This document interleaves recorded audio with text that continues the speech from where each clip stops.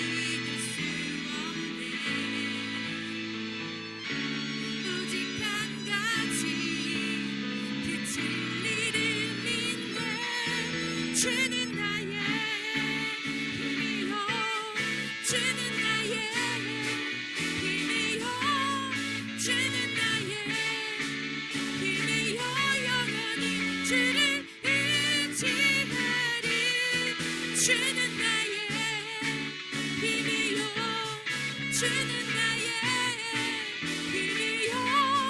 주는 나의 힘이요 영원히 주를 의지하리 영원히 하늘 위에 주님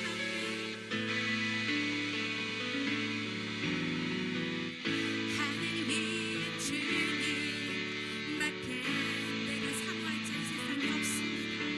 내가 사모할 자 이 세상에 없네. 내 맘과 힘을 믿을 수 없네. 오직 한 가지 오직 한 가지 그 진리를 믿네. 주는 나의 힘이요 주는 나의 힘이요 주는 나의 힘이요 영원히 주를 의지하리 주는 나의 힘이요 주는 나의 힘이요 주는 나의 힘이요 영원히 주를 의지하리 영원 내 맘과 힘은 믿을 수 없습니다. 내 맘과 힘은 믿을 수 없네. 오직 한 가지 오직 한 가지 그 진리를 믿습니다. 그 진리를 믿네. 주는 나의 힘이요 주는 나의 힘이요 주는 나의 힘이요 영원히 주를 의지하리 주는 나의 힘이요 주는 나의 힘이요 주는 나의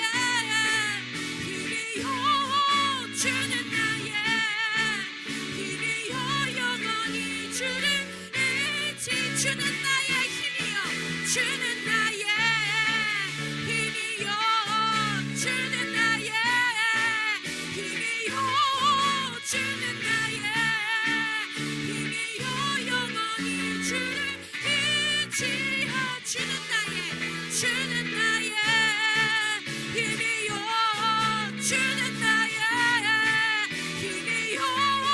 주는 나의 힘이요 영원히 주를 의지하리 영원히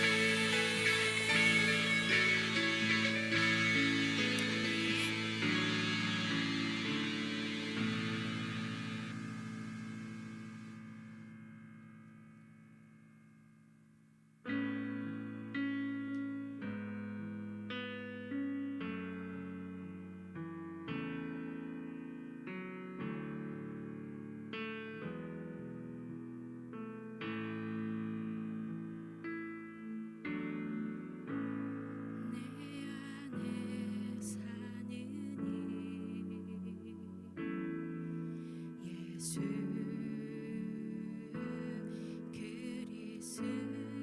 그리스도니 나의 죽음도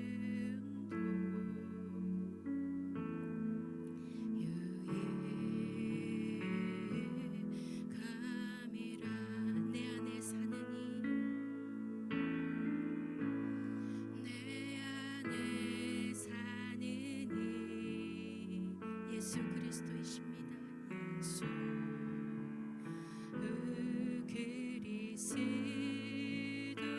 그리스도니 나의 죽음도 유익합니다. 유익함이라 나의 왕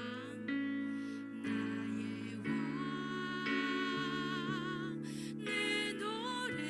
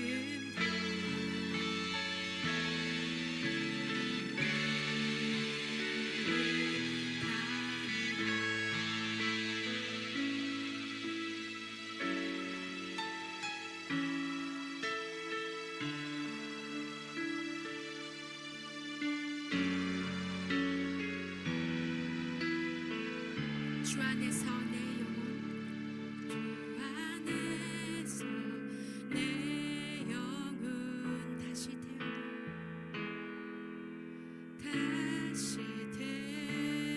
태어나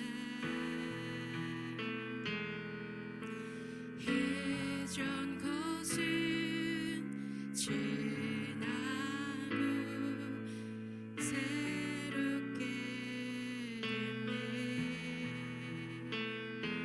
죄로 물든 내 모습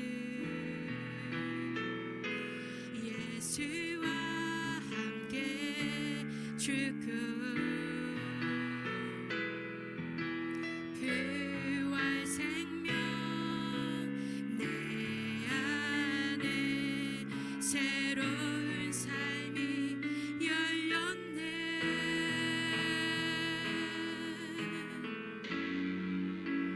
너희가 나를 택한 것이 아니요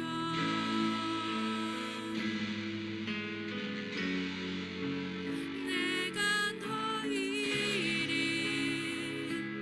택하여 세워나니 오직 내 안에 오직 내 속에 그리스도가 사네. 오직 내 삶에 오직 내 맘에 그가 주인 되셨네.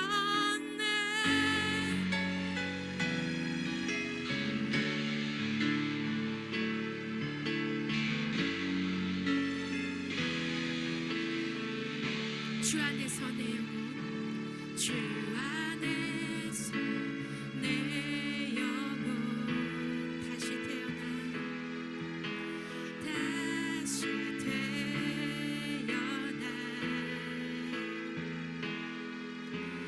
이전 것은 지나고 새롭게 됐네.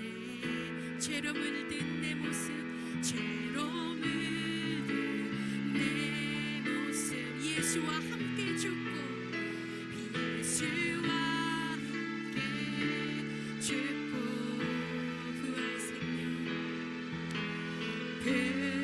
생명 내 안에 새로운 삶이 열렸네.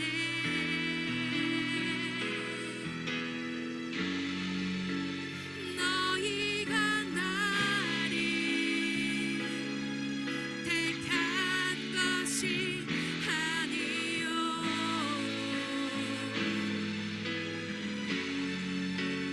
내가 너희를 택하여 세워나니 오직 내 안에 오직 내 속에 그리스도가 사네. 오직 내 삶에 오직 내 맘에 그가 주인 되셨네. 오직 내 안에 오직 내 속에 그리스도가 사네. 오직 내 삶에 오직 내 맘에 그가 주인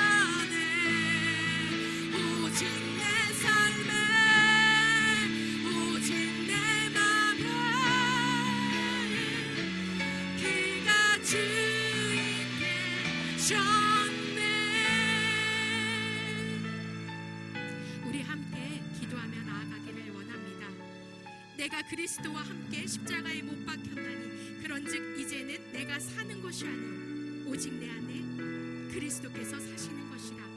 이제 내가 육체 가운데 사는 것은 나를 사랑하사 나를 위하여 자기 자신을 버리신 하나님의 아들을 믿는 믿음 안에서 사는 것이라. 아멘. 전 세계에서 일어나고 있는 수많은 천재지변과 전쟁, 무질서들, 하나님의 뜻을 거스리는 자들이 불법과 거침없는 행보를 보며 마지막 때가 임박했음을 느낍니다. 그동안 우리 안에 의지해왔던 허울 좋은 세상 것들, 세상에서 소유하거나 경험들이 마지막 때를 살아낼 능력도 지혜도 없음을 이 시간 고백합니다. 죄로 물든 내 모습을 십자가에 못 박고 내 안에 나의 힘이요 검이요 평화요 우리를 택해 주신 그 예수 그리스도를 모실 수 있는 믿음 안에 살게 해달라고 오늘 드려질 예배와 말씀 전하실 목사님께 부활 생명이 부어지길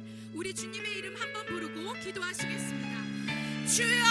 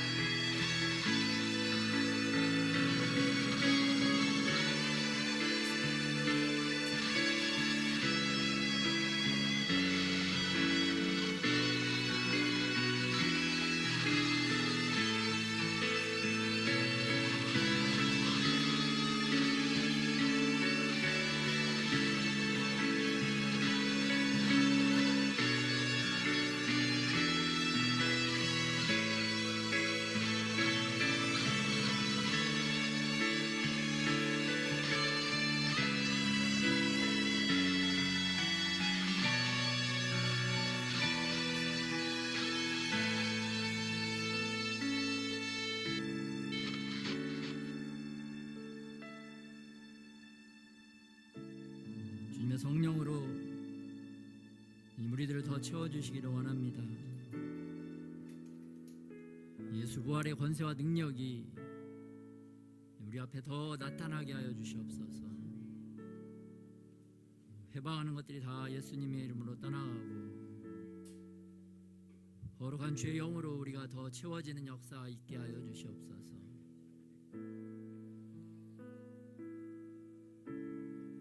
우리 안에 감추어진 더러운 악들이 다 제거되어지게 하시고 우리 마음 안에 더욱더 예수 그리스도만 나타날 수 있도록 우리에게 은혜를 더하여 주시옵소서. 높아진 마음들이 낮아지게 하시고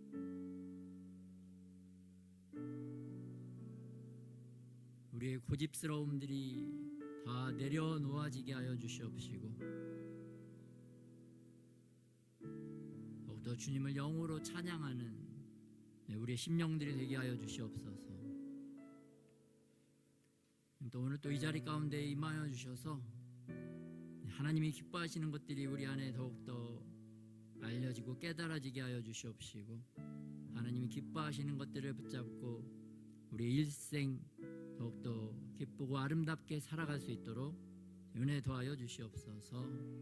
세상의 더러운 것들을 붙잡지 않고 바라보지 않고 하늘 소망을 바라보고 우리의 믿음의 여정을 걸어갈 수 있도록 우리와 동행하여 주시옵소서. 우리의 마음을 더 주님께 내어드리는 그런 복된 심령들이 다 되게 하여 주시옵시고, 더 주님을 간절히 구하고 찾는 주님 우리의 심령들이 되어지게 하여 주시옵소서. 악을 선으로 바꾸시고 우리의 심령이 아름다워지기를, 선한 심령이 되어지기를 바라보시고 그렇게 만들어 가시는 우리 주 예수님의 이름으로 기도드렸습니다.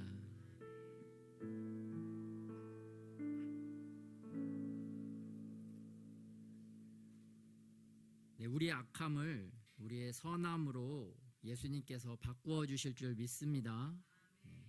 그래서 오늘도 우리가 악한 길로 가지 않고 또 악한 곳에 있지 않고 이 선한 곳, 선한 길로 우리를 이렇게 인도해 주신 줄 믿으시기 바랍니다. 항상 선하신 예수님께서 우리의 한 주간도 지켜주시고 또 오늘 주일 하나님 앞에 나와서 예배드릴 수 있도록 하나님의 선하심을 우리에게 베풀어 주신 줄 믿으시기 바랍니다. 선하신 하나님을 더 마음과 또 중심으로 찬양하고 예배하는 저와 여러분이 되시기를 예수님의 이름으로 축복합니다.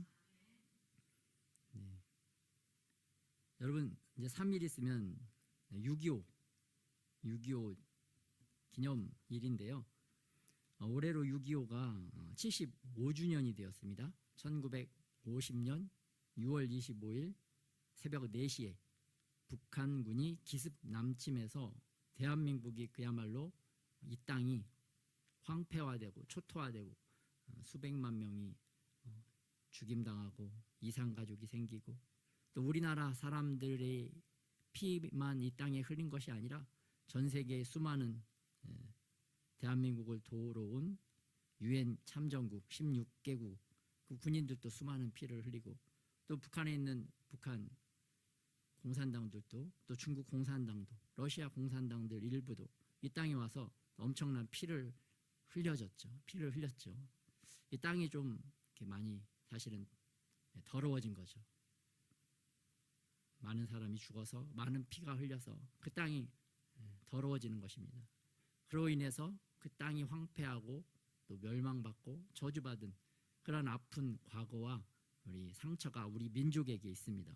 또 그 상흔을 아직도 가지고 있는 참전 용사들도 계시고 또 아직도 고통받는 이산 가족들도 있고 또 여전히 남과 북이 분단된 현실 속에서 우리가 북한의 또 전쟁 도발 위협 또 안보의 불안을 또 가지고 있기도 하고 나라가 여전히 그러한 좀 어려운 상황에 처해 있습니다.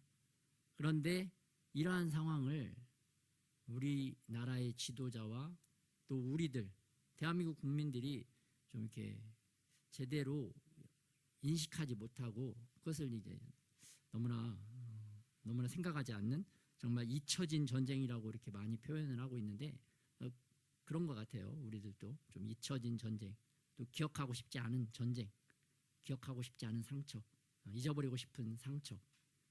그런데 그러면 안 된다는 거죠. 하나님의 말씀은 야 잊지 말고 기억해라. 그러한 과거의 아픔을 잊지 말고 기억하고 또다시 그러한 과거가 재발생되지 않도록 준비를 해라. 대비를 해라. 깨어 있어라.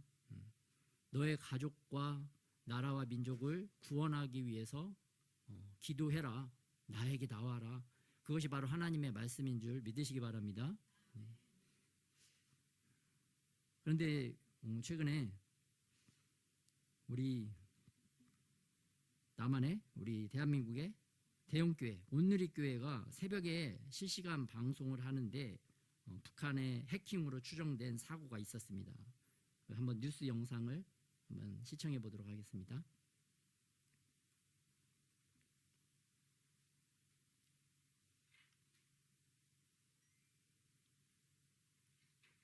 외부의 해킹일 가능성이 높다고 보고 있습니다. 유튜브 화면을 통해 성경을 읽는 목회자의 말이 이어지다가 갑자기 북한 인공기가 등장합니다. 알 수 없는 배경음악과 함께 이 영상 20초가량 이어졌습니다. 지난 18일 새벽 서빙고 온누리교회에서 설교를 중계하다가 벌어진 일입니다. 온누리교회는 예기치 않은 해킹 사고가 발생했다면서 사고 원인을 조사하겠다고 밝혔습니다. 교회 측은 IP 접속 기록을 확인한 뒤에 필요하다면 수사기관에도 협조를 요청하겠다고 했습니다. 내수동교회 또한 18일 새벽 교회 유튜브 방송에서 50초 동안 부적절한 영상이 노출되는 사고가 있었다며 사과 게시물을 올렸습니다. 인공기 영상과는 다른 영상으로 알려졌고요. 외부 해킹 여부는 확인되지 않았습니다. 아침엔 앵커 정재우입니다. 지금 이 기사 가장 먼저 매일 아침 7시 반에 보실 수 있습니다. JTBC 뉴스 채널을 구독해 아침에 이 오늘 온누리교회 설교하셨던 목사님의 제목이 뭐였는지 보셨어요? 하나님 도와주십시오. 네, 제목이 시편 77편 말씀을 가지고 말씀을 나눠주셨는데 제목이 하나님 도와주십시오 라는 제목으로 말씀을 나눠주셨어요. 근데 흥미로운 게 여러분 PPT로 돌아가면은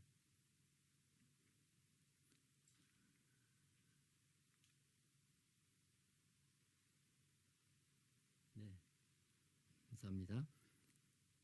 시편 77편 7절을 봉독한 이후에 북한 인공기가 나옵니다. 시편 77편 7절 어떤 말씀이냐? 여호와께서 영원히 버리시려나 더 이상 은총을 베풀지 않으시려나. 이 말씀을 딱 봉독하자마자 북한에서 마치 기다렸다는 듯이 하나님이 하신 거죠. 이 타이밍에 딱 갑자기 북한 인공기가 뜨고 북한의 군가가 울려 퍼졌던 것을 볼 수가 있습니다. 그러면서 제목은 하나님 도와주십시오. 하나님이 도와주시지 않으면 대한민국이 영적으로 현실적으로 북한의 이러한 공격이나 끔찍한 점령을 우리가 당할 수 있다.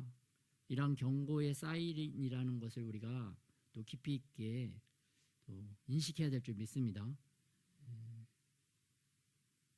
이런 거 또 교회가 내수동 교회 거기도 대형 교회인데 거기도 해킹 사고가 일어났잖아요.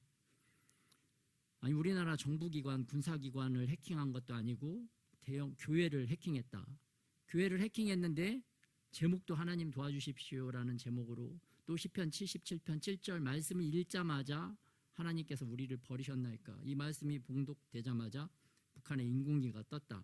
이건 뭐 사람 남한에 있는 교회가 북한 해킹 부대하고 짜고 친 것도 아니고 또 북한 해킹 부대가 이걸 알고 이 타이밍에 들어왔겠습니까? 이게 다 하나님께서 우리에게 경고의 사인을 보내시기 위해서 이렇게 공개적으로 대한민국 전 국민에게 알려주셨다는 것을 믿고 우리가 더 경각심을 가져야 될 줄 믿습니다. 왜냐하면 여러분 사사기 3장 1절에서 5절 보면 이런 말씀이 있습니다. 하나님께서 전에 전쟁을 겪어본 일이 없는 이스라엘 자손의 세대들에게 전쟁이 무엇인지 가르쳐 알게 하여 주려고 그들을 남겨두신 것이다. 이게 새번역 버전입니다. 또 밑줄 주님께서 모세를 시켜 조상들에게 내리신 명령에 순종하는지 순종하지 않는지를 알아보시려고 이런 민족들을 남겨놓으신 것이다. 하나님은 전쟁을 알지 못하는 세대를 시험하시고 그 세대에게 전쟁이 무엇인지 가르쳐 알게 하려 하신다고 말씀하고 있습니다. 그래서 그러한 전쟁을 일으켜서 우리를 공격하는 대적들을 왜 남겨두시고 그들을 사용하시는가? 그들을 통해서 우리들을 채찍질하시는 것입니다. 그래서 전쟁을 잊어버리는 세대, 또 말씀을 잊어버리는 세대, 이러한 세대에게는 주님께서 주변의 대적들을 통해서 가시와 채찍이 되게 하신다고 말씀하고 있습니다. 무서운 말씀이죠, 사실. 무서운 말씀입니다. 우리가 하나님의 말씀대로 살고 또 하나님이 잊지 말라고 하는 것을 잊지 않고 기억하고 준비하면 뭐 그런 어려움이 없어요. 가시와 채찍질 당함이 없어요. 그런데 반대로 전쟁도 잊어버리고 말씀도 잊어버리면 하나님께서 우리를 이러한 채찍과 가시로 우리를 깨닫게 하시고 가르쳐 알게 하신다고 말씀에 기록이 되어 있습니다. 그래서 영적으로 현실적으로 우리들도 저희 성년이 된 우리들도 전쟁을 막 잊어버리고 싶고 또 말씀도 잊어버리고 싶고 우리 자녀 세대들은 더 심하죠. 전쟁도 잊어버리고 있고 말씀도 그냥 저버리고 있고 이러한 중요한 위급한 시기에 이 대한민국이 와 있다. 이때 정말 하나님이 도와주시지 않으면 우리가 저런 끔찍한 가시와 채찍으로 우리가 미련하고 어리석어서 이렇게 가르침을 받아야 될 수도 있다는 시기에 왔다는 것을 기억하고 우리가 더 하나님의 도우심을 구하고 우리가 또 전쟁도 잊지 않고 또 전쟁을 통해서 또 하나님이 우리를 도우셨다는 것을 또한 잊지 말아야 되겠습니다. 그래서 우리가 잊지 말자 6.25 이번에 2021년도에 제작된 영상입니다. 이때는 6.25 발발 70주년이었고요. 지금은 6.25 발발 75주년입니다. 이 영상도 한 10분 정도 되는데 한번 시청해 보도록 하겠습니다. 世界の大勢と帝国の戦場度に鑑み非常の措置をもって 1945년 8월 15일 일본이 공식적으로 2차 세계대전의 항복을 선언하자 35년 동안의 일본 식민 지배를 받던 한반도는 마침내 독립을 이룩하게 됩니다. 하지만 기쁨도 잠시 이후 일본군의 무장 해제라는 명분으로 한반도에 주둔하게 된 소련군은 8월 말 평양을 비롯한 한반도의 북부를 장악하게 되고 같은 해 9월 소련군보다 한 발 늦은 미국은 서울을 비롯한 한반도의 남부를 장악하게 되었습니다. 이리하여 한반도에는 북위 38도선을 기준으로 북쪽에는 소련의 군정이 남쪽에는 미군의 군정이 들어서게 되었는데 분열을 원하지 않았던 한반도 주민들의 바람에도 불구하고 각기 다른 이념에서 최고 강했던 두 강대국에게 영향을 받으며 남북 분단이 점차 고착화되기 시작합니다. 이에 따라 미국의 도움을 얻는 남한은 자유주의 정부 수립을 목표로 제1대 대통령 선거에서 이승만 대통령이 선출되었고 서서히 독자적인 정부 수립을 준비하던 북한의 김일성 역시 조선민주주의 인민공화국을 수립하면서 이제 한반도에는 서로 다른 이념을 가진 두 개의 정부가 들어서게 되었습니다. 원래 당시 유엔에서는 한반도 전체의 정부 수립을 위한 총선거를 실시하기로 결정하였으나 이미 북한에서 독자적인 공산주의 정부 수립에 야욕을 드러낸 스탈린은 이를 강력히 거부하였는데요. 이는 스탈린이 유럽뿐 아니라 아시아의 여러 국가들 또한 공산화시키려는 목적을 갖고 있었기 때문이었습니다. 하지만 당시 동아시아의 정세를 제대로 파악하지 못한 미국은 오히려 한반도를 태평양 국동 방위선에서 제외하는 볕을 쓴 선언을 하게 되었고 한반도가 미국의 방위선에서 완전히 제외되며 미군이 철수하게 되자 북한의 김일성은 본격적으로 무력 적화 통일의 야망을 드러내게 됩니다. 김일성은 1949년 3월부터 수차례 소련의 스탈린에게 무력 남침 계획을 타진하였지만 과거 2차 세계대전에서 독소전으로 어마어마한 피해를 입었던 소련의 스탈린은 소극적으로 응답하였고 또한 2차 세계대전에서 미국이 보여준 압도적인 국력을 체감하고 미국과의 전면전으로 확대될 가능성이 있는 김일성의 남침 허가 요청을 무려 50번이 넘게 거절하였습니다. 하지만 곧 미국에 이어 두 번째로 핵실험에 성공한 스탈린은 결국 국제정세가 자신에게 유리하게 돌아가고 있다고 판단하였고 1950년 4월 중국 공산당 마오쩌둥의 동의를 얻는 조건으로 김일성의 남침 계획을 승인합니다. 이렇게 6.25 한국전쟁은 김일성과 스탈린 그리고 마오쩌둥이 친밀하게 모의하고 계획했던 전쟁이었습니다. 1950년 6월 25일 새벽 4시 11만이 넘는 북한군이 38선을 넘어 남침을 감행하기 시작합니다. 소련의 간접적인 지원을 받은 북한군은 T-34 전차 242대와 야크기, 미그기 등 170여 대의 전투기를 앞세워 서울을 향해 매우 빠른 속도로 진격하기 시작했고 단 한 대의 탱크와 전투기도 보유하지 못했던 국군은 압도적인 화력을 갖고 있던 북한군의 기습 공격을 견딜 수 없었습니다. 그리고 결국 전쟁 발발 3일 만인 6월 28일에 수도 서울을 빼앗기고 맙니다. 하지만 국군 또한 가만히만 있지는 않았는데요. 몇몇 국군들은 전장 곳곳에서 북한군에게 용감하게 맞섰습니다. 동부전선에 있던 북한군 2사단은 춘천 전투에서 국군 6사단에게 진격을 저지당하였는데, 특히 이때 국군에게는 미군에게 도움을 요청할 수 있는 아주 귀한 시간인 3일의 시간을 벌게 됩니다. 북한의 남침 사실을 보고받고 위기감을 느낀 미국은 곧이어 유엔 안전보장이사회를 소집하였고 북한군의 침략에 맞서 지원군을 파병하기로 결정하였습니다. 이에 따라 파병 16개국, 의료지원 5개국 등 총 21개국이 6.25 전쟁에 참전했으며 38개국이 물자 지원을 하는 등 총 59개국이 대한민국을 돕기 위해 지원에 나섰습니다. 그리고 이러한 유엔군의 총사령관으로 미국의 더글라스 메가더 원수가 임명되었습니다. 한편 북한군은 충청도와 호남 지역을 빠르게 점령하며 대구 근처까지 진격하였고 국군과 유엔군은 필사적인 지연전을 펼치며 낙동강 방어선을 형성하게 되는데, 1950년 8월 대구로 통하는 전술적 요지인 부동에서는 국군 1사단과 북한군 간에 55일간이나 치열한 전투가 벌어졌습니다.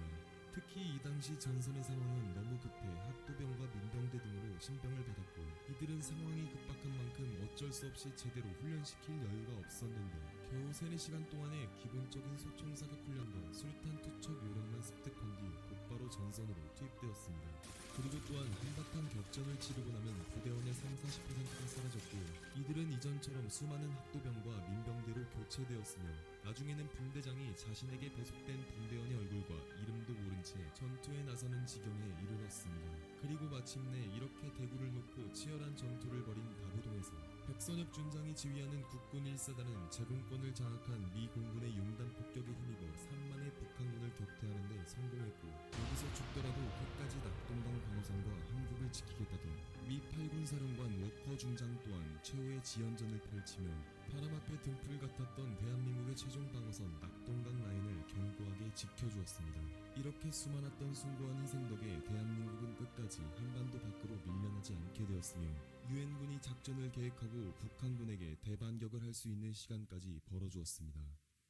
1950년 9월 15일 메가더 장군이 이끄는 유엔군은 약 260척의 군함과 7만의 병력으로 인천 상륙작전을 실시합니다.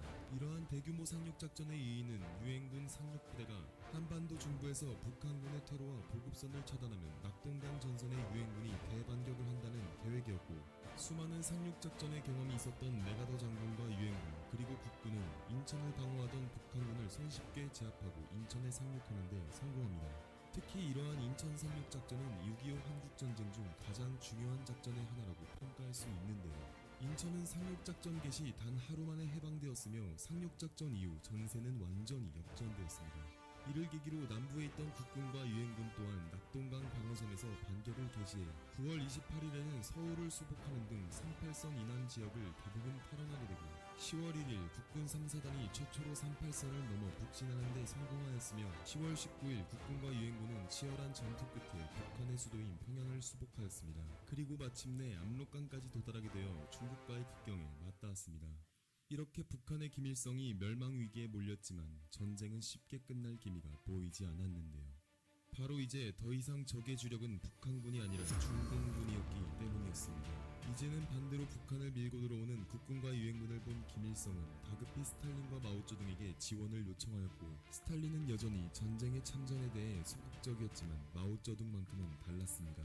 미국의 지원을 받는 한국과 영토를 맞대게 생기자 비로소 위기감을 느낀 마오쩌둥은 북한이 망하면 중국이 위태로워진다고 하며 약속대로 전쟁에 적극 참전하였고, 수십만의 중공군을 조선의용군이라 이름 붙이고는 북한을 지원하기 위해 남진하기 시작했습니다. 중국은 절대 전쟁에 개입하지 못할 것이라던 메가더 장군의 확신과는 달리 과거 중일 전쟁과 국공내전을 벌이며 풍부한 실전 경험을 갖고 있던 중공군은 60만의 대군을 이끌고 북진하던 국군과 유엔군을 순식간에 포위해버리게 되고, 설상가상으로 그나마 부족했던 북한군과 중공군의 공군력까지 소련의 스탈린이 메꿔주면서 국군과 유엔군은 다시 한번 38선 이북 지역을 빼앗겨버리게 되었습니다. 이어서 1950년 1월 4일 수도 서울이 중공군에게 빼앗기면서 한국 정부는 다시 한번 부산으로 철수하게 되지만, 1년 뒤인 1951년 3월에 국군과 유엔군은 반격을 가하기 시작했고, 또다시 서울을 털어나고 38선 부근까지 진격하게 됩니다.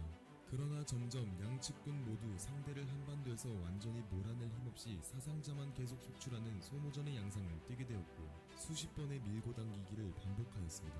더 이상 이런 식의 의미 없는 소모전은 상황만 악화시킨다고 생각한 메가더 장군은 중국의 원자폭탄을 투하하고 장제스의 대망군을 중국 남부에 상륙시키자라고 주장했지만 소련과 중국과의 전면전으로 인해 3차 세계대전으로 전쟁의 확대를 원하지 않았던 트루먼 대통령은 독단적이고 호전적인 메가더 장군을 총사령관의 직위에서 해임하고 매튜 리즈웨이 장군을 그 후임으로 임명하게 됩니다.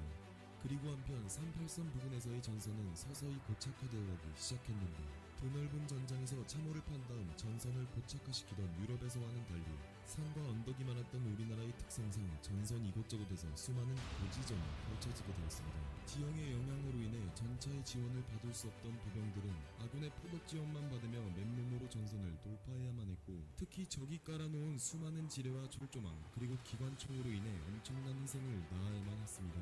이러한 고지전은 한반도의 지형 특성상 상당히 중요했던 전술이었고 오늘날에도 신병훈련소와 예비군 훈련장에서 필수로 볼 수 있는 훈련 코스가 되었습니다. 한편 이렇게 전선의 고착화와 소모전만 계속해서 이어지자 1951년 7월부터 유엔과 공산진영 사이에 휴전회담이 열렸지만 국경선과 포로송환을 놓고 양측이 입장 차이를 보이자 휴전회담은 중단되고 재개되기를 계속해서 반복하였습니다.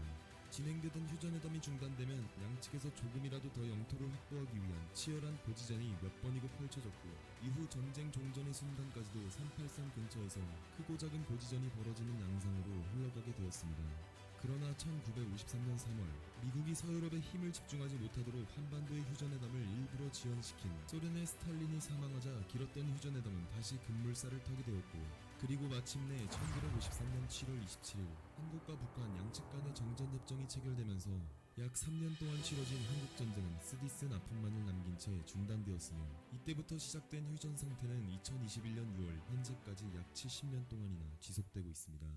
참혹했던 6.25 전쟁은 국민 모두에게 막대한 피해를 안겨주었고 그 흔적과 파편들은 역사가 되어 대한민국의 뿌리 속 깊숙하게 자리 잡았습니다. 약 62만 명의 국군이 전사하거나 실종되었고 약 99만 명 이상의 민간인 사상자가 발생했으며 갑작스러운 전쟁으로 인한 1000만 명이 넘는 이산가족이 발생했습니다. 수많은 도시와 마을, 공장, 기반시설 등은 잿더미가 되었고 산림들은 모두 불에 타 황폐해졌으며 몇백 건의 포격으로 인한 벌거벗은 민둥산이 되어버렸습니다.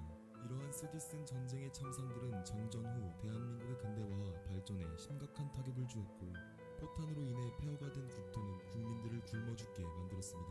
또한 이렇게 참혹스러웠던 한국전쟁은 10만 명에 육박한 전쟁 부활을 탄생시켰는데요. 포격이나 민간인 학살로 인해 부모가 사망하거나 실종되고 피난 등의 난리통 속에서 부모와 자녀가 떨어지는 등의 사유로 인해 이산가족이 되며 발생했습니다. 그리고 이러한 전쟁 고아들 중 상당수의 고아들은 미군 참전 장병들이 입양해서 키웠고 이들은 어른이 되자 한국계 미국인이 되곤 했습니다.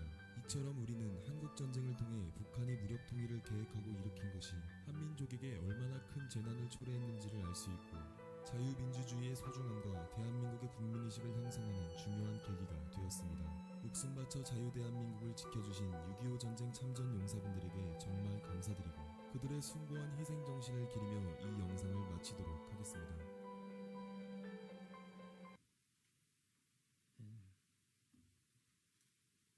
영상을 봤지만 6.25 전쟁이 어떻게 일어났는가 러시아, 스탈린, 또 중국의 마오쩌둥, 그다음에 북한의 김일성 이 세 명의 공산당 독재주의자들이 친밀해지고 가까워지면서 또 반면에 미국은 대한민국을 중요하지 않게 져버린 거죠. 그때의 국제 정세상 그때 전쟁이 일어났습니다. 6.25 전쟁이. 근데 지금도 약간 국제 정세가 그때하고 비슷하게 흘러가고 있어요. 러시아, 중국, 북한 공산당 독재 세력들은 굉장히 지금 가까워지고 있는 반면에 미국은 이제 우리나라에 대해서 그렇게 중요도를 갖고 있지 않는 것처럼 이렇게 행동을 하고 있습니다. 미국도 이제 제 코가 석자인 거죠. 그래서 그러한 과거 6.25 때 국제 정세하고 지금의 국제 정세하고 유사하게 흘러가고 있습니다. 그래서 주님이 실질적으로 교회 해킹을 통해서 우리에게 말씀하시고 경고하고 있다는 것을 우리가 더 깊이 좀 더 인식하면 좋겠습니다.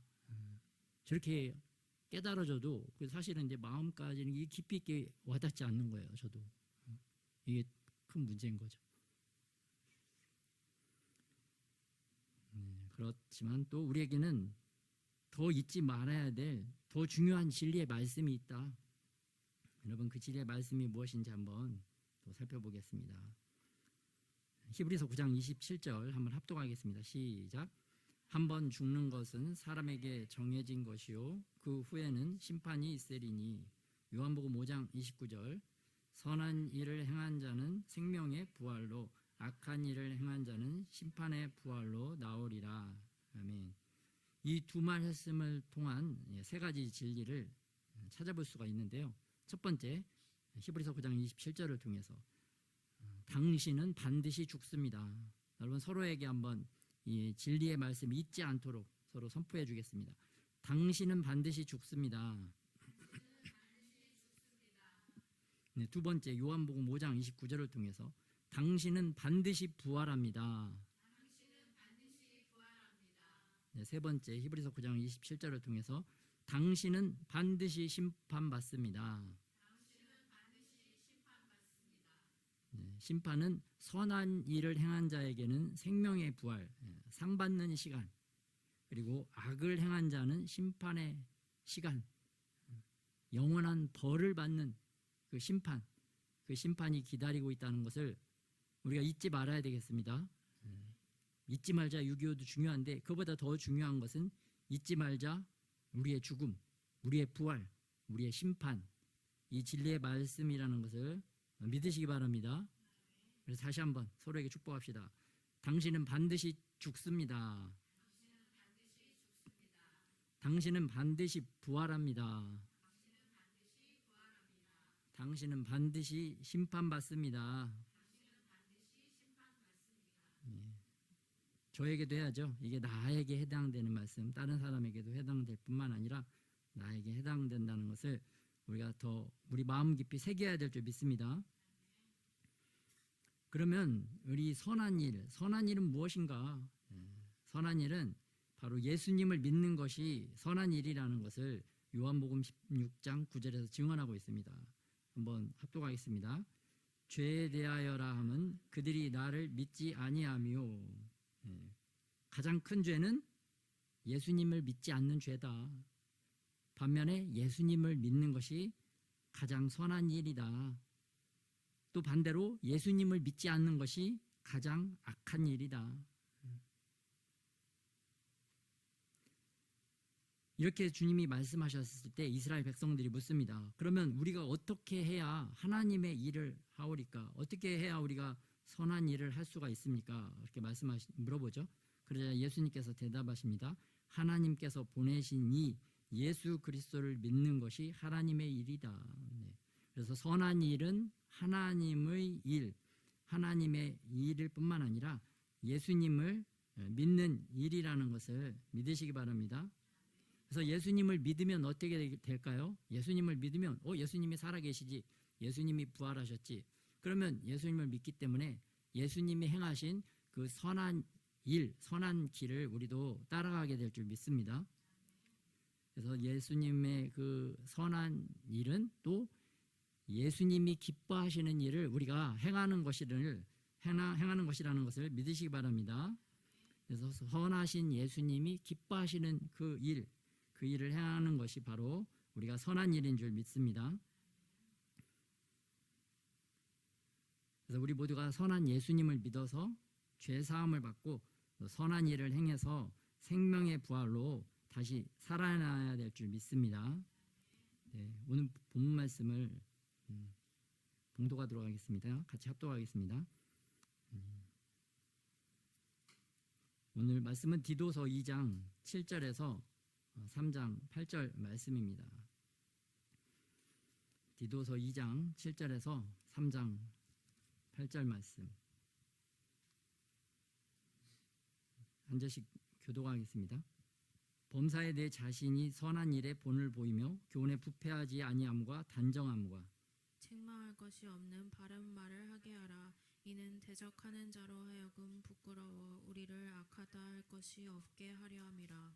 종들은 자기 상전들에게 범사에 순종하여 기쁘게 하고 거슬러 말하지 말며 훔치지 말고 오히려 모든 참된 신실성을 나타나게 하라. 이는 범사에 우리 구주 하나님의 교훈을 빛나게 하려 함이라. 모든 사람에게 구원을 주시는 하나님의 은혜가 나타나 우리를 양육하시되 경건하지 않은 것과 이 세상 정욕을 다 버리고 신중함과 의로움과 경건함으로 이 세상에 살고 복스러운 소망과 우리의 크신 하나님 구주 예수 그리스도의 영광이 나타나심을 기다리게 하셨으니 그가 우리를 대신하여 자신을 주시는 모든 불법에서 우리를 속량하시고 우리를 깨끗하게 하사 선한 일을 열심히 하는 자기 백성이 되게 하려 하심이라. 너는 이것을 말하고 권면하며 모든 권위로 책망하여 누구에게서든지 업신여김을 받지 말라. 너는 그들로 하여금 통치자들과 권세 잡은 자들에게 복종하며 순종하며 모든 선한 일 행하기를 준비하게 하며 아무도 비방하지 말며 다투지 말며 관용하며 범사의 온유함을 모든 사람에게 나타낼 것을 기억하게 하라. 우리도 전에는 어리석은 자요 순종하지 아니한 자요 속은 자요 여러 가지 정욕과 행락에 종노릇한 자요 악독과 투기를 일삼은 자요 가증스러운 자요 피차 미워한 자였으나 우리 우주 하나님의 자비와 사람 사랑하심이 나타날 때에 우리를 구원하시되 우리가 행한 바 의로운 행위로 말미암지 아니하고 오직 그의 긍휼하심을 따라 중생의 씻음과 성령의 새롭게 하심으로 하셨나니 우리 구주 예수 그리스도로 말미암아 우리에게 그 성령을 풍성히 부어주사 우리로 그의 은혜를 힘입어 의롭다 하심을 얻어 영생의 소망을 따라 상속자가 되게 하려 하심이라. 이 말이 미쁘도다. 원하건대 너는 이 여러 것에 대하여 굳세게 말하라. 이는 하나님을 믿는 자들로 하여금 조심하여 선한 일을 힘쓰게 하려 함이라. 이것은 아름다우며 사람들에게 유익하니라. 아멘. 오늘 디도서 말씀은 사도 바울이 그의 믿음의 아들 된 디도에게 보내는 편지입니다. 이 디도가 어디에 있었는가? 1장 12절에 보면 이 디도가 그레데라는 섬에 있었습니다. 그런데 그레데라는 섬 사람들은 어떤 사람들이었는가? 1장 12절에 보면 여러분 그 말씀에 보면 안쪽으로 조금 들어가 있잖아요. 강조하고 있죠. 그레데인들은 항상 거짓말쟁이며 악한 짐승이며 배만 위하는 게으름뱅이라. 정말 목회하기 어려운 지역에 이 디도가 거기서 있는데 거기에서 어떻게 사역해야 될지를 사도 바울이 편지로 알려주는 것입니다. 여러분 옛말에 금묵자흑 근주자적이라는 용어가 있죠. 검은 것을 가까이 하면 검어지는 것이고 붉은 것을 가까이 하면 붉어지는 거죠. 안 좋은 문화, 안 좋은 사람들이 사는 악한 그러한 도시, 거기에서 살다 보면 나도 모르게 그 악한 것들이 몸에 배이는 거죠. 나도 모르게 자연스럽게 거기에 동화되어서 그렇게 악해지기 쉽다, 영향받기 쉽다 그런 말이죠. 그런데 오늘 사도 바울은 이 디도에게 그러한 악한 도성, 악인들이 사는 도성에서 너 자신만 잘 지키고 너의 믿음만 잘 지켜라 라고 이 서신을 보낸 것이 아니라 네가 그곳에서 하나님의 사람으로서 그것을 그 악한 도시를 선하게 바꾸어내라, 변화시켜라, 악을 선으로 바꾸어라 그러한 명령을 하고 있습니다. 여러분 이 땅에 하나님께서 우리를 보내신 이유, 하나님이 우리를 통해서 하고 싶은 것도 오늘 바울이 디도에게 했던 그러한 악을 선으로 변화시키는, 우리들도 악한 시대를 변화시키는 선한 사람으로 우리를 이 땅에 보내신 줄 믿으시기 바랍니다.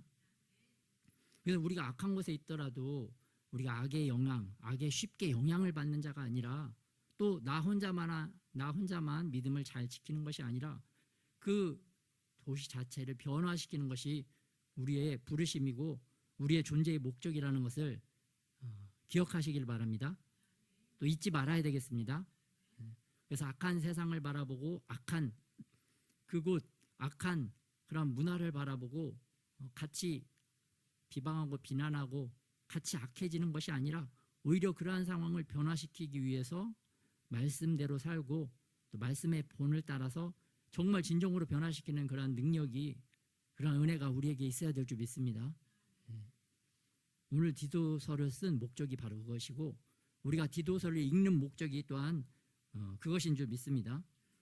그래서 악을 선으로 변화시키기 위해서, 악한 문화를 선한 문화로 변화시키기 위해서 우리의 악한 가정의 악습을 선한 선습, 선한 그러한 습관으로 변화시키기 위해서 우리가 무엇을 해야 되는가? 디도서 2장 7절에 이렇게 말씀하고 계십니다. 범사에 내 자신이 선한 일에 본을 보이며 교훈에 부패하지 아니함과 단정함과. 야, 너가 선한 일에 본이 되어야 된다. 야, 정말 쉽지 않지만 이게 바로 우리의 부르심이고 우리의 목적인 줄 믿습니다.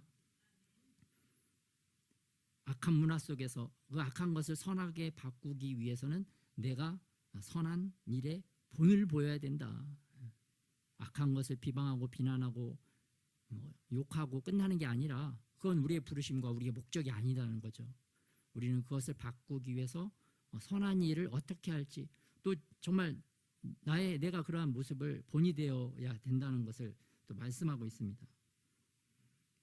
그리고 8절에 보니까 말을 잘해야 된다고 말씀하고 계세요. 본을 보이는데, 본을 보이는 구체적인 것은 첫째는 바른 말을 한다. 여기서는 책망할 것이 없는 바른 말을 하게 하라.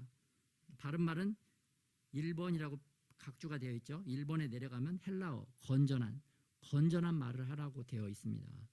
나도 건전한 말, 바른 말을 하고 다른 사람들도 악한 말, 또 잘못된 말, 음란한 말을 할 때 그거를 막아주고 건전한 말을 하도록 우리가 잘 인도해야 될 줄 믿습니다.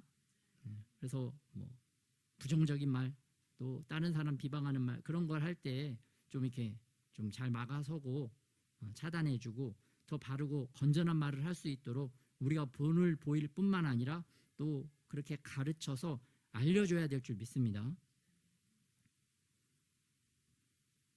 또 9절에 나오죠.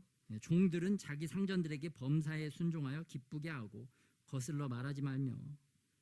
하나님께서 이렇게 질서를 세우기 위해서 어떤 조직에서 우리가 있는 위치가 있잖아요. 그 위치에서 아랫사람으로 있을 때 우리가 빛된 삶을 보여드리기 위해서, 또 선한 일에 본이 되기 위해서 순종할 때 기쁨을 하라고 되어 있습니다.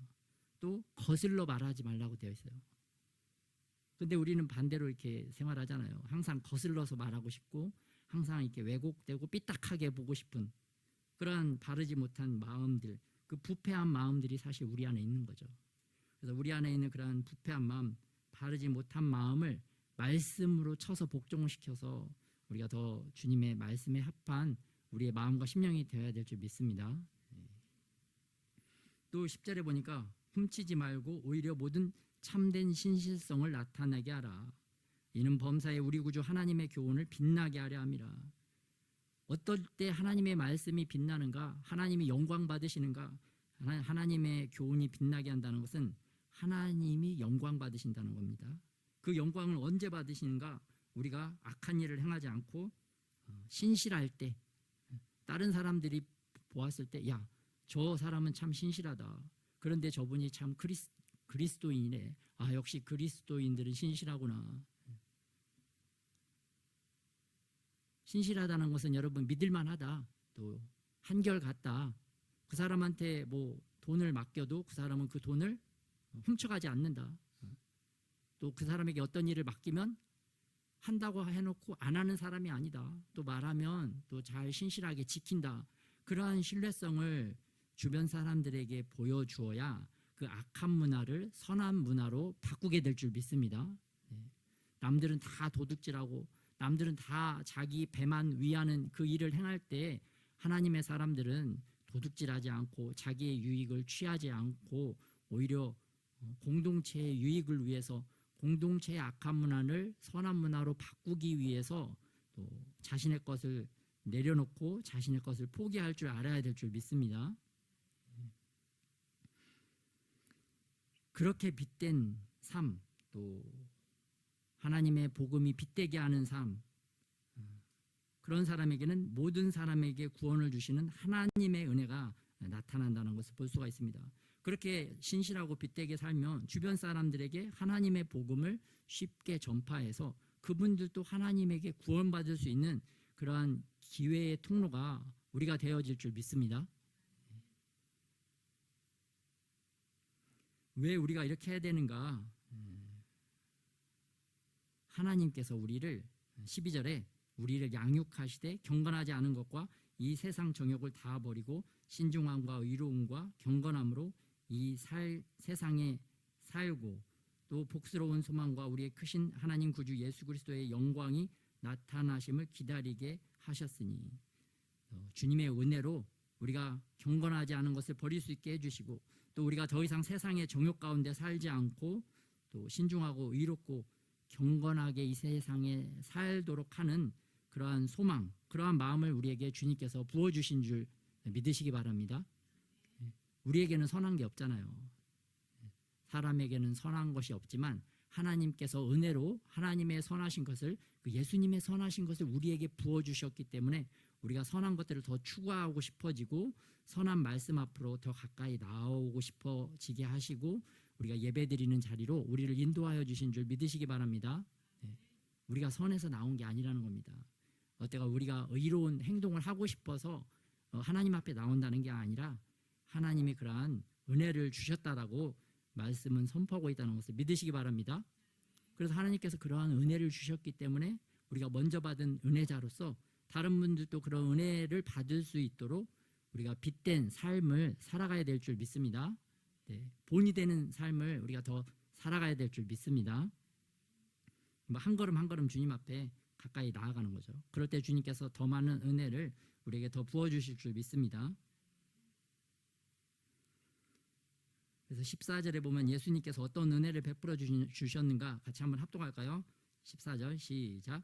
그가 우리를 대신하여 자신을 주심은 모든 불법에서 우리를 속량하시고 우리를 깨끗하게 하사 선한 일을 열심히 하는 자기 백성이 되게 하려 하심이라. 예수님께서도 목적이 있다는 겁니다.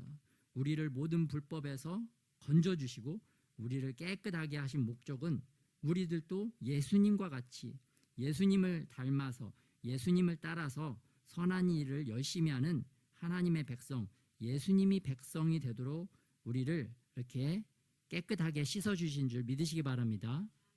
그래서 예수님께서 예수님을 닮은 우리가 될 수 있도록 우리를 죄에서 건져주시고 우리를 말씀으로 또 깨끗하게 씻어주셔서 예수님처럼 예수님 기뻐하시는 선한 일을 하도록 우리를 빚어가시는 것을 믿으시기 바랍니다. 그래서 예수님의 선하심을 먼저 우리에게 주셔서 우리가 그 선함을 가지고 더 선한 일을 할 수 있도록 예수님이 우리를 이끌어 가시는구나. 참, 예수님은 선하신 하나님이시다. 예수님 감사합니다.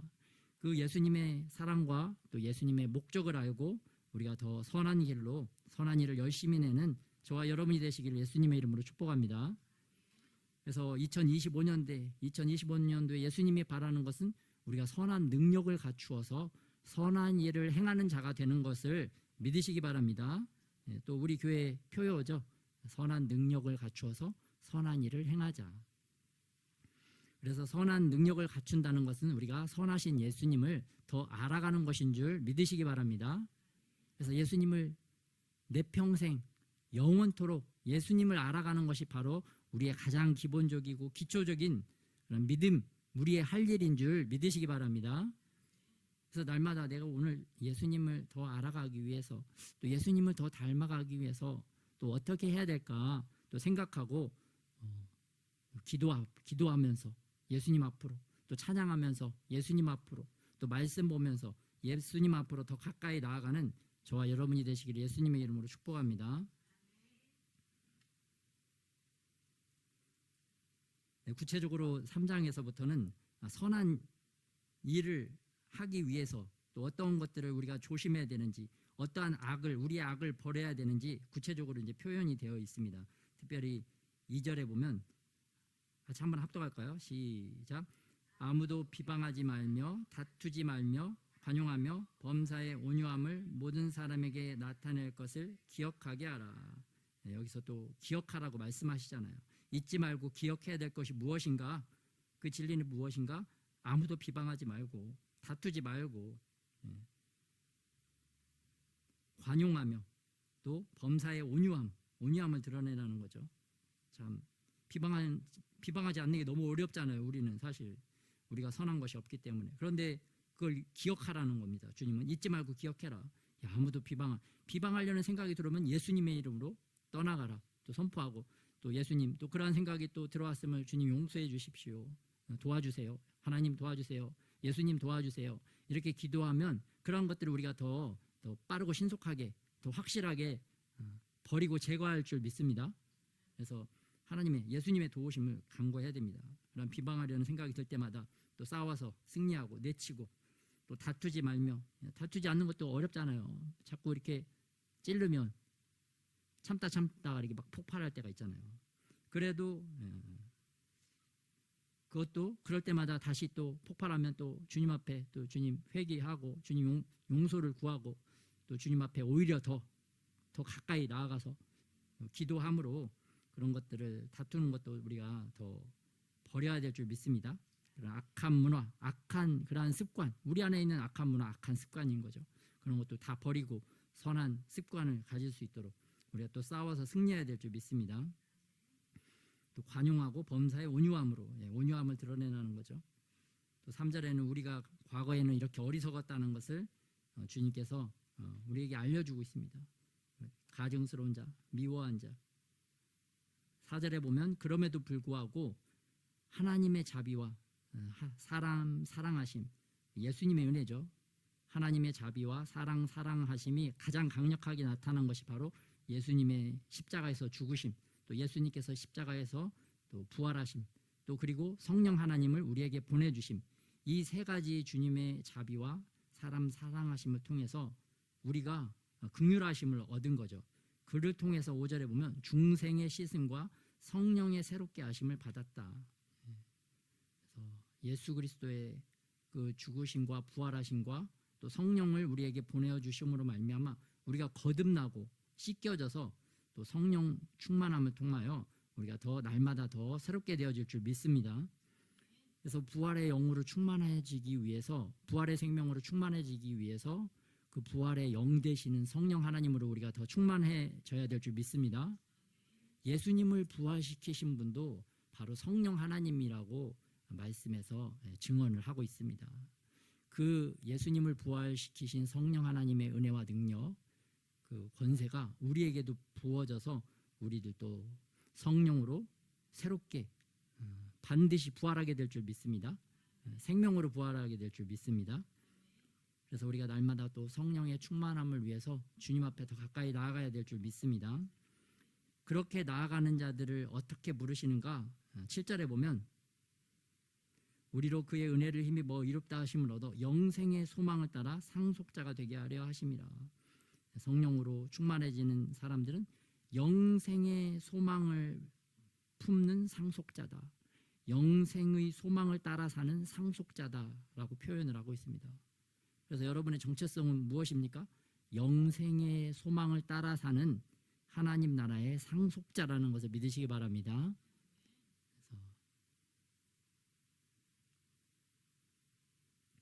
그래서 이 영생을 바라보고 부활의 영으로 충만해지기 위해서는 우리가 영생의 소망을 바라보면서 부활 생명 되시는 성령 하나님 앞에 더 주님의 은혜 앞에 주님의 임재 앞에 더 머물러야 될 줄 믿습니다. 더 머물러야 된다는 겁니다. 자신의 지혜, 사람들의 지혜, 사람들의 지식에 그 앞에 머물러 있는 것이 아니라 우리가 성령 하나님, 예수님의 그 임재 앞에 더 머물러야 될 줄 믿습니다. 누구에게 도움을 청하고 사람을 찾아가서 사람 앞에 머물러 있는 것이 아니라 우리가 오히려 더 주님 앞에 나아가고 말씀 앞에 나아가서 더 머물러 있을 때 그 영생의 생명과 그 부활의 은혜와 지혜와 능력이 우리에게도 주님이 계시하시고 부어주실 줄 믿습니다. 또 주님 앞에 그렇게 머물러 있을 뿐만 아니라 우리가 어떤 일을 할 때 주님 앞에 기도로 묻고 평안한 마음 안에서 주님이 주시는 마음과 생각으로 우리가 일을 해야 될 줄 믿습니다. 불안한 마음에서 또 다른 사람, 불안한 사람들이 알려주는 그 지혜를 받으면 절대 안 되고 주님 앞에 있어서 주님이 주시는 평안 가운데 주시는 깨달음과 그 마음을 가지고 그것을 행할 때 우리가 승리하고 하나님이 기뻐하시는 선한 결정을 하게 될 줄 믿습니다. 그래서 여러분 계속 뭐 한 번에 되는 게 아니죠. 뭐 하루 이틀 한다고 되는 건 아니지만 이거를 여러분 계속 훈련하고 연습하면서 자신의 그 길을, 자신의 노하우를 찾고 발견하는 저와 여러분이 되시기를 예수님의 이름으로 축복합니다.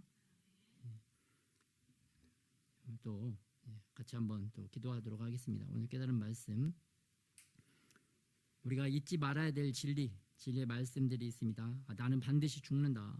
나는 반드시 부활한다. 나는 반드시 심판받는다. 그래서 선하신 예수님의 그 선함을 우리가 더 성령 하나님을 통해서 더 충만하게 받고 선한 일을 행하도록 우리 악한 것들을 다 내어버릴 수 있도록 주님께 은혜를 간구하면서 기도하겠습니다.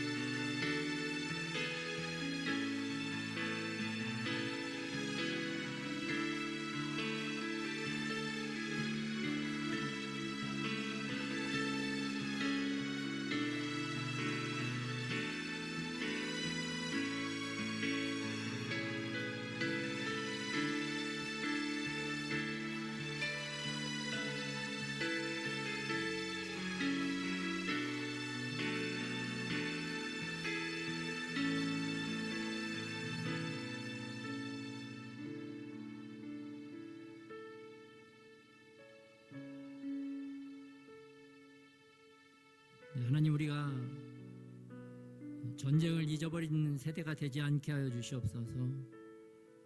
또 우리가 하나님의 말씀을 잊어버리는 세대가 되지 않게 하여 주시옵소서. 오히려 하나님의 말씀을 기억하여 주님의 선하신 말씀 따라 영생의 소망을 품는 하나님의 온전한 상속자들이 되게 하여 주시옵소서. 주님, 남을 비방하는 마음이 얼마나 많이 일어나는지 주님 불쌍하게 아버지 바라보시고 우리가 이제는 그런 것들을 다 내어버릴 수 있는 은혜를 허락하여 주시옵소서. 우리 안에 다투려는 마음도 주님 잘 다스릴 수 있도록 주님 우리가 함께하여 주시옵소서.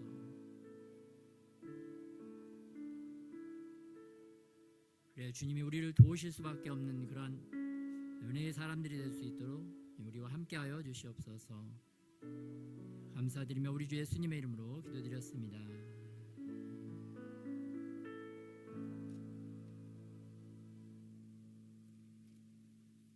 우리 서로 축복하겠습니다. 말씀을 잊지 않고 기억합시다.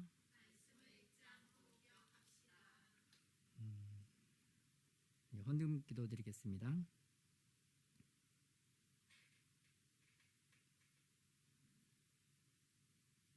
사랑의 주님, 오늘 우리가 또 하나님 앞에 드린 예물을 주님 기쁘게 받아주시기를 원합니다. 더 우리가 주님 기뻐하시는 마음과 자세와 태도로 하나님 이 예물을 올려드릴 수 있도록 은혜 더하여 주시옵소서. 습관적으로 드리지 않게 하여 주시옵시고 또 드릴 때 우리가 더 감사하는 마음으로 드릴 수 있도록 주님 우리의 마음도 일깨워 주시옵소서. 이제는 우리 주 예수 그리스도의 은혜와 하나님의 사랑하심과 또 성령의 교통하심이 하나님의 말씀이 빛나도록 또 복음이 빛나도록 또 우리의 삶을 더 쳐서 하나님의 말씀 앞에 순종하고 복종하기를 소원하는 하나님의 사람들 가운데 이제로부터 영원토록 함께 하시기를 예수 그리스도의 이름으로 축원하옵나이다.